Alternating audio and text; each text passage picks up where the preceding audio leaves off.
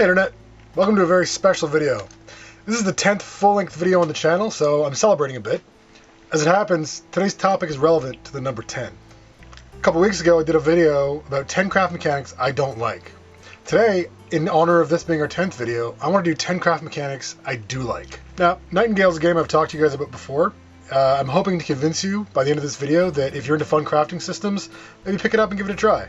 In addition to the things I'm talking about here today, the game also has a really fun build system. I'll do an entire video about that one day on its own. Now, the 10 things I want to talk about here don't just work in this kind of game. They work in survival games, they work in RPGs, they work in tactical games, all kinds of stuff. In Nightingale, they all work pretty well together. So, here are 10 craft mechanics I like. Alright, so number 10, consumables are easy to craft. When I talk about consumables, I don't just mean food and potions, I mean things like ammunition, arrows, bullets, that kind of thing. In Nightingale, your ammunition has a basic cost. Bullets take metal and gunpowder, arrows take wood and stone. Simple. There are some special types of ammunition that do things like slow, freeze, or burn, and to make those you have to hunt for some rarer stuff, but when I want to just go out hunting, I can crank out bullets and arrows without too much thought. The rarer types are good to have, and they make it so you don't want to waste them or use them frivolously. That's good, but as far as basic ammo, I think it's better if things aren't too expensive. When you first begin, you'll be hunting for metal to mine, and some of the resources are more difficult to get, so you have a sense of survival at that point. But once you've established yourself, grinding for simple resources can get annoying. If your game's a more extreme survival setting, I can see why this might not work for you. You'll want things to be challenging for your players, but at the same time, it can feel really satisfying when a task that was difficult becomes easy. Food is another thing you'll need in Nightingale. It keeps you from dying, and different foods give you buffs that come in really handy. The basic foods you need to keep your meters filled are easy to come by: berries and meat. You cook them and you're good to go. You have to carry a lot if that's all you're living on though, and as you start needing better buffs, you'll want to make more and more complex foods. Bread's pretty easy, then you can make stews and soups, roasts, cakes, all kinds of stuff, and the ingredient rarity goes up, but for the basics it stays simple. Potions are a way of applying healing and magical effects. Again, potions stay pretty simple to make. There are some more difficult ones that require rarer ingredients, but these aren't the ones you'll be using all the time. Basically, my point here is that I don't want every shot I take or every bite I eat to hurt, to feel like I'm wasting something that took forever to gather and make. So I put this one at 10 because while it's important to me, there are a lot of ways to make a game fun, and sometimes you need to make things stressful. Alright, on to the next one. Alright, number 9. You can customize your gear's appearance. At first, you'll be making gear out of whatever you find, low-tier metals and animal skins. Nightingale is set in a fictionalized world with the technology and fashion of the late 1800s, so lots of steampunk and western stuff. You can mix and match or make clothing from the same set. Most sets increase one set of stats or another. That means that depending on your builds, you can either end up with a mismatched look where you're wearing a helmet on top of a smoking vest, or you feel like your look is locked into one aesthetic because you need the stat buffs that those items are good for. Well, no worries. Build a glamour station. You can use it to change your gear's appearance and look however you want. This is something that's starting to come as a standard feature of a lot of games. Players love creating custom looks, and it's fun to get weird with it. There are some settings where it doesn't work, like you have a dark, gritty world where your characters are building pathos and a big emotional moment's happening, and then your hero walks in with a panda mask and a sparkly cape. It can kill the ambience, is what I'm saying here. But in a place where people are running around and interacting with one another, the more unique you can get, the better. It's about identity, making something unique out of a set of given variables. Some people like to model characters after themselves, some people like to use the options they have to be someone totally different. Nightingale doesn't stray too far from its aesthetic here. The more extreme examples still fit pretty well, even if they stand out. You still feel like you're a human in the Fair Realms during a time of steam and magic, even if you are throwing fireballs around from time to time. When it fits the setting, making sure players can get creative is pretty important. It doesn't always work though, so I'm putting this one at number 9. Okay, next. Alright, number 8. You can decide how you progress. Tech trees are a fairly common way to manage progression in games.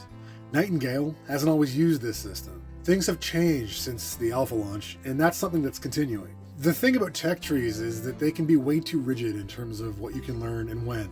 Games that loosen some of those restrictions and let you make choices about what you want to learn when you get points or tokens or whatever system the game uses are a lot more fun for me.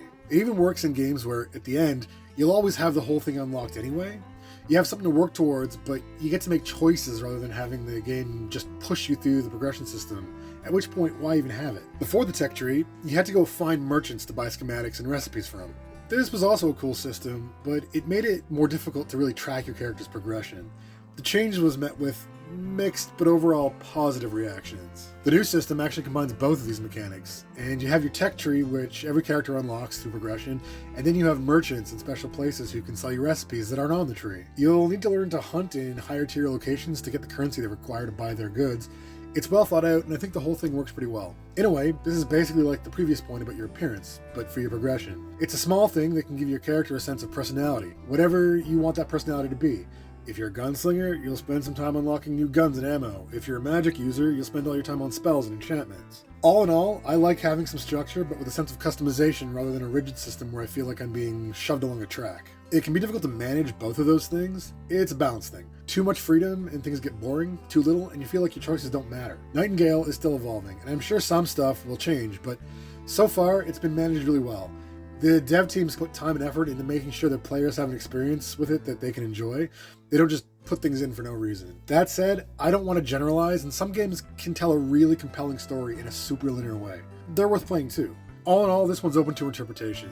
Does it work in your game? If not, then don't use it. It doesn't mean the experience won't be fun. It tends to work well in games I like to spend time with. Alright, so on to number 7. Number 7, a simple repair system. Okay, so I'm going to start this one off by saying that durability mechanics always kind of suck. They're mostly there to add a challenge to survival-oriented games, and sometimes they can make a setting feel more engaging, but the reason they do that is that they annoy you slightly every time you use an item. Stuff breaks in real life, it happens, and it sucks. Here's a reminder of that. I know some people like having durability in games, and I'm not coming out against it entirely, as you'll see in this entry. That's a fine opinion to have, and I respect it. It also fits well in a setting where you need your players to have a sense of urgency, where using an item needs to feel important. You want them to think about each choice. It can make that kind of experience engaging. Nightingale has a durability mechanic because, at least for a portion of the time you play, it is a survival game. It fits well and makes sense. They also make the system far less annoying by making the ability to repair items super easy.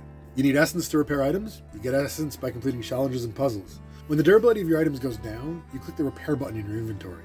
Select the items you want to fix or hit repair all. Done. Items fixed. You can do it anywhere and at any time, as long as you have enough essence. I would go so far as to say it makes having the durability mechanic not annoying at all. It's debatable if it still needs to exist, but having something else to keep an eye on when playing is an acceptable challenge and helps with a sense of realism here, while the simple workaround that also fits the magical setting of the game makes this one okay in my books. Actually, I'd say it creates a small layer of challenge in a way that doesn't do so by just making you annoyed while playing. Honestly, I considered putting this one a little closer to the top of the list, but even when it isn't handled well, it's usually not too big of an issue. It's just one I can't stop complaining about. Nightingale handles it well in my opinion, so if it's something that normally annoys you, you might find that you're fine with it here. Okay, on to the next one. At number 6, augmented crafting stations. This one is limited to games that have a particular type of crafting system, one where you need to set up craft stations in order to make stuff. It's also mostly limited to games that have a build system where you have to set up a workshop of some kind. Build systems are there to let you get creative, changing the world to suit your style. A completely free and open system can be good, but sometimes throwing a couple of restrictions or rules in there can, instead of taking away from your creativity, give you new ways to be creative. In Nightingale, your items have properties. Items of each type have base properties that can be augmented in a bunch of different ways. More on that later in the list. You can put down a crafting bench wherever you want and make the item no problem. But the item you make could be better.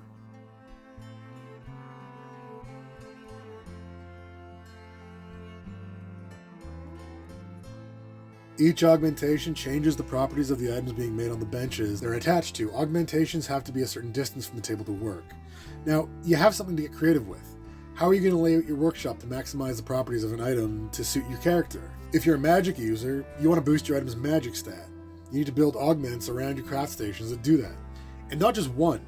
Higher tier items have to be crafted from ingredients which themselves need to be crafted at stations which can be augmented to bump up that stat even more. If you want to aggressively max out a stat, you have to think carefully about how you design and lay out your space. You may need to build separate workshops for specific types of items. Now you have a reason to build more that isn't just about wanting your space to look cool. You can also feel really good about the fact that what you've built does something that affects other parts of the game.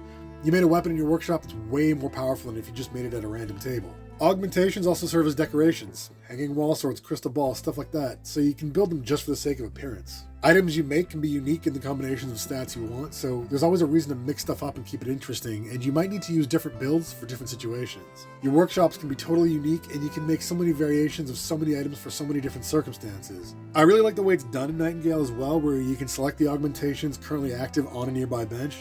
It wasn't always this way, and it's been a much requested and welcome change. Having a reason to make specific design choices in a game with a build system is great.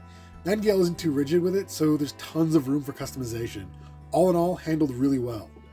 Okay, on to number 5. Number 5, choosing materials. There are a lot of ways to get your players going out and looking for different resources. A lot of the time you need a certain specific material to make an item, for example, but there is a better way.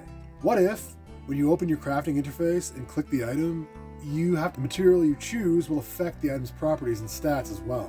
This is absolutely one of my favorite ways to make materials matter in a game. Honestly, this is something I go out of my way to look for in a craft system. Why is it so interesting to me, you ask? Whether you asked or not, I'll tell you. When I spend points or currency to learn a recipe or schematic or whatever, I need that choice to matter. If, say, I have to craft an iron sword using iron and my next step up is steel, well, what use do I have for the points I spent in the iron sword other than to get me to the steel one? Nothing. It's basically a dead end now.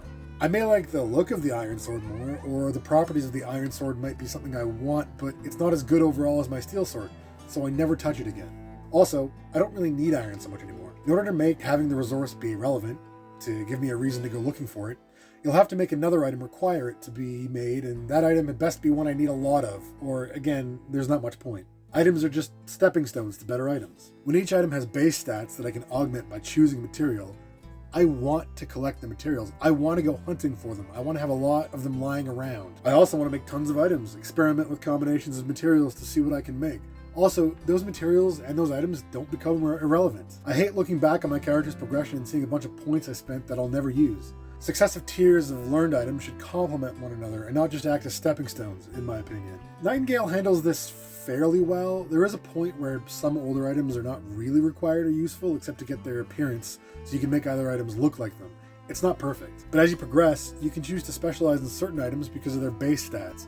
And when you choose your materials, you can make the items sort of be whatever you need. Each item requires a series of parts and resources. Each resource falls into a class of resources, and from that class you can choose, mostly, any resource in that class for the item, meaning you can apply that material's properties to your item. For example, a primitive knife may require both stone and wood. Nightingale gives you easy access to stones, and you can knock down trees anywhere. You can make a knife to survive, but you may want to make one that's stronger or lets you attach magic to it. So maybe you need to find a better type of stone. Now you need to go out looking. You want to do more damage? You need stone that lets you do that. Same with metals. Some metals are easy to mine and provide good durability. Some you have to go hunting for, and they let you enchant your items with stronger magic or increase your range damage. There are a couple of restrictions that narrow the range of resources in a class that a particular item can use, like some items may require precious metal or gems only, but these are generally for higher tier items. Knowing where to look for materials is also always important. If you want to make the right potions and foods and stuff, you'll need to know what to look for and be ready to fight to get it when you get there. Going out gathering is actually fun when there's a good reason to do it. It doesn't feel like a grind. I would consider putting this entry much closer to the top of the list, but the rest are difficult to place, and all of these are pretty important to me in one way or another. Anyway, next. Number 4, scrapping old items. So, no matter how good your game is at keeping items and progression relevant, there will always be some items that you just don't need anymore. Some games let you put them on display and show off old sets of armor and weapons, something Nightingale does not do, and that's a bit disappointing. The problem of not being able to do anything with these items is that they fill up storage space, or you just have to discard them and all the work you put into them is gone, even if they did help you get where you are now. You also end up with chests or boxes overflowing with old items you'll never use. A lot of us tend to hoard cool looking stuff for sentimental reasons, but eventually, you just get items that are now junk. Whether it's equipment you made that you no longer need, or parts you found that you don't have a use for, giving you the ability to use them as decoration is a decent way to mitigate this. Nightingale, take note. But the simplest way to deal with all this is to let you break down or sell these items for currency, points, parts, essence, or whatever your game uses. In Nightingale, you can break an item down for essence. This process is super simple, and essence is what you use to repair other items, so it serves a similar purpose to systems where you can break something down for reusable material. All that work you did to make this stuff isn't wasted. The items are broken down into something that's useful no matter what tier of item or materials you've progressed to, and you don't have to clutter up your inventory or storage spaces.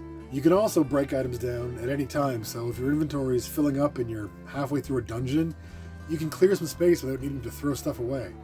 It can still feel bad to destroy something you wanted to keep, but it's not completely wasted. This one may seem like a minor convenience, but later in a game, when you really need to choose what items to keep and which ones to toss, it can be a pretty important mechanic. It's a less flashy mechanic that I think we don't often think about, but on a practical level, it's worth discussing. There are a bunch of ways to do it. Nightingale's works well for me, and I like it.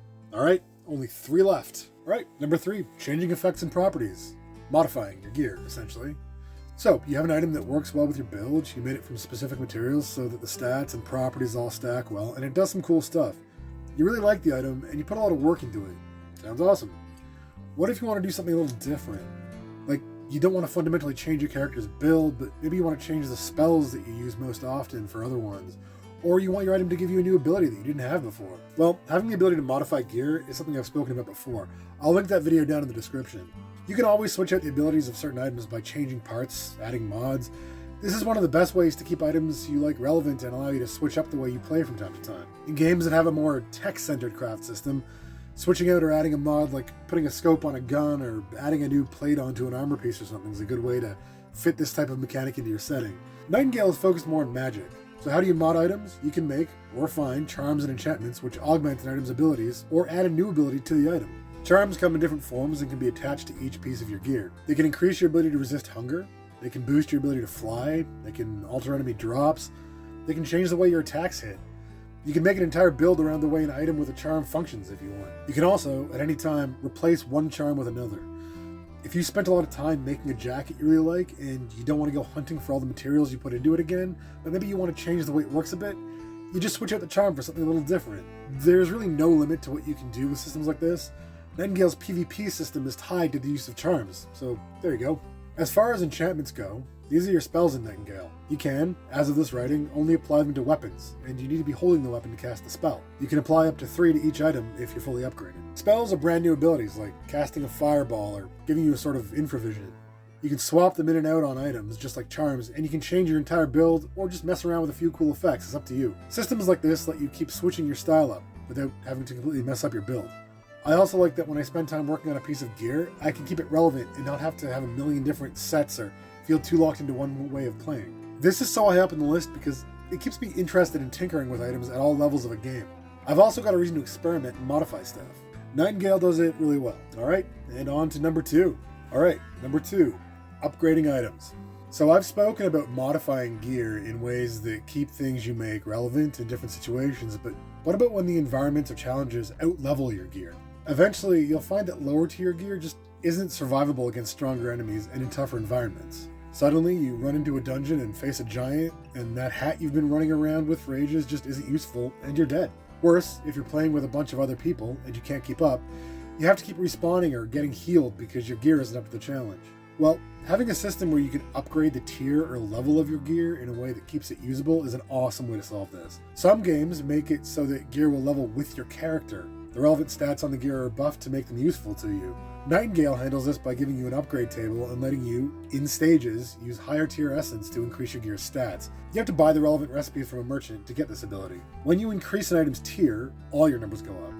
This means that when you make an item, if you're strategic, you can really make the most out of augments and charms. Eventually, you'll still have to make items at higher tiers to replace your old ones, but this keeps things from getting grindy. Paired with the ability to scrap items that I mentioned before, it's a great mechanic. I look for something like this even in games without a craft system. I want gear to stay useful and not feel like my time gathering and crafting has been wasted. Okay, now we're almost there. If you're still around, like and subscribe. On to number 1. Number 1, items do cool stuff. This is basically the why we want to make stuff mechanic. I mean, it can be a little bit satisfying to make a new item that ups a stat here or there and makes your character more powerful, but what makes me really hyped about learning a new recipe is when the item I'm going to make does something really cool. What items get you excited about a game's craft system? Do they give you a new ability? Do they let you change the way you play entirely? Do they make something that was difficult before super easy or more fun? In Nightingale, there are definitely items you're going to put points into that are a little underwhelming, like making pants with a higher armor value or whatever, but along the way, you're going to learn some really cool items. You'll have to learn to make an umbrella which lets you fly around the map. Once you get it, and you'll get one fairly early, it changes everything. You'll have to learn to make a spyglass that lets you scout your surroundings more easily. After one particular encounter, you'll finally learn the tech you need to make yourself a portal so that you can really start exploring. Progression's exciting. It's not just for the sake of a little more power here or there. That, for me, is number 1. So, those are 10 things I like to see in a crafting system. I know not every one of these will work in every game and in every system, but when I see one or all of them in any game, it gets me interested. I see them as signs that the designers didn't just shove any old system into a game because they felt they needed one. They actually put thought into what would give their players a really good experience. Nightingale's a fairly new game and does a lot of this stuff pretty well, so I'm hoping this list gets people interested in checking it out. So, thank you everyone who watched, and especially if you stuck around to the end, I really appreciate you. If anyone thinks I put the list in the wrong order or has anything else they want to add, hit me up in the comments below, hit like and subscribe. And before you go, I'd like to shout out to my patrons who help support the channel. Our $10 patron is Watuki at the artisan level. If you want to get your name in the credits, head on over and sign up. The Patreon link is in the description. You'll get access to an exclusive Discord as well. So thank you all for sticking around to watch this very special video. Remember to watch out for giant spiders when you're at gathering. Bye, Internet.